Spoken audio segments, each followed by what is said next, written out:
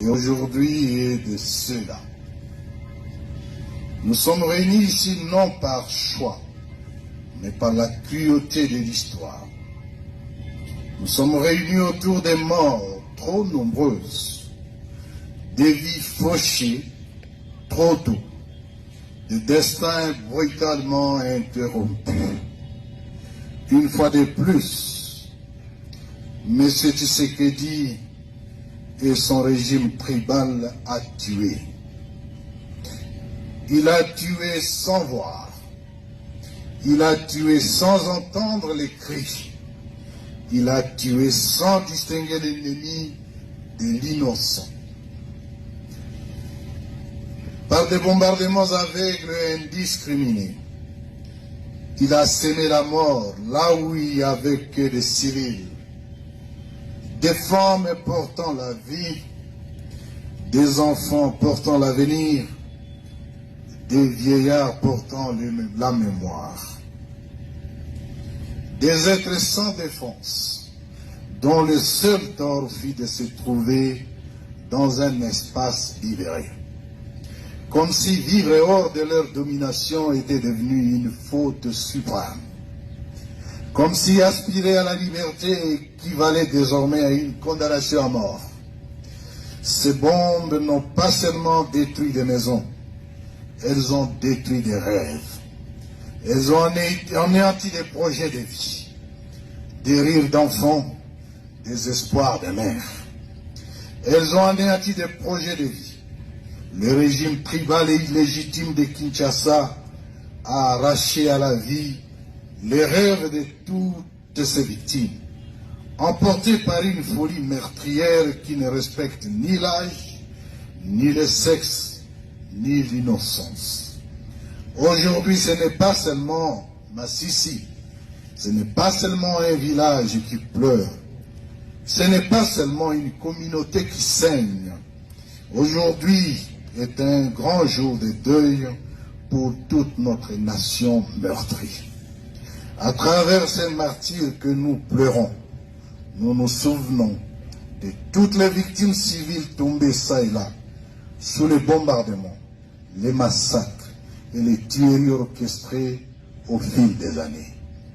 L'allocution de l'administrateur du territoire était poignante là-dessus.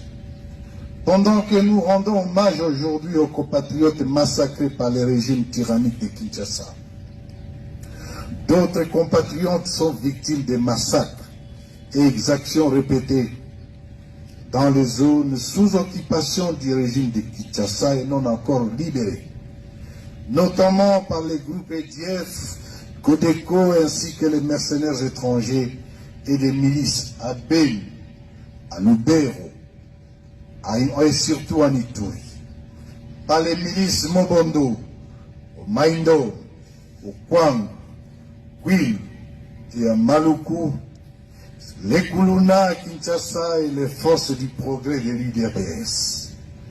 Elles sont nombreuses, trop nombreuses. Et chacune d'elles mérite que son nom résonne dans notre mémoire collective. Je tiens à rassurer solennellement, au nom de l'Alliance Fleuve Congo, mouvement du 23 mars, les populations des territoires libérés, l'AFCM 23 de qu'elles proviennent, la sécurité des civils, la préservation de leur dignité et le respect de leurs droits fondamentaux constituent les priorités absolues de notre révolution constitutionnelle. Le message clair des populations exprimant leur refus de retour des forces responsables des chaos et de l'insécurité a été entendu. Les territoires libérés doivent demeurer des espaces de paix, d'unité, de sécurité et de vivre ensemble, sans exclusion, sans haine et sans persécution. Ne laissons personne réduire ces morts à des simples statistiques. Derrière chaque victime, il y a une histoire. Un enfant qui rêvait de devenir médecin, un autre avocat ou encore un homme d'affaires. Une mère qui se battait pour nourrir les siens. Un père qui espérait simplement voir des enfants grandir en paix. Ils n'étaient pas des combattants, ils n'étaient pas des menaces, ils étaient la vie même. Qu'on l'entende clair ici et ailleurs, la légitimité mensongère, politique, dont prévaut le régime de Kinshasa, ne lui donne aucun droit de tuer la population. Aucune élection, aucune reconnaissance internationale, aucun slogan patriotique ne peut justifier la menace des civils, le massacre des civils. Un pouvoir qui bombarde son peuple perd toute légitimité morale. Un État qui tue ses enfants se condamne devant l'histoire. En cet instant de profonde affliction, l'AFC 23 exprime sa compassion la plus sincère et la plus profonde aux familles endeuillées. Nous savons que les mots sont faits face à la perte d'un être cher. Nous savons que rien ne remplacera une mère, un enfant, un époux ou une sœur. Mais nous voulons que vous sachiez ceci, votre douleur est la nôtre. Nous pleurons avec vous, nous portons ce deuil avec vous et nous refusons que votre souffrance soit ignorée ou banalisée. Aux veuves inconsolables, aux orphelins meurtris, aux familles brisées, nous disons, vous n'êtes pas seuls. Votre peine est inscrite dans notre conscience collective. Votre cri ne tombera pas dans l'oubli. Devant ces cercueils, devant ces âmes arrachées à la vie, nous réaffirmons solennellement notre engagement.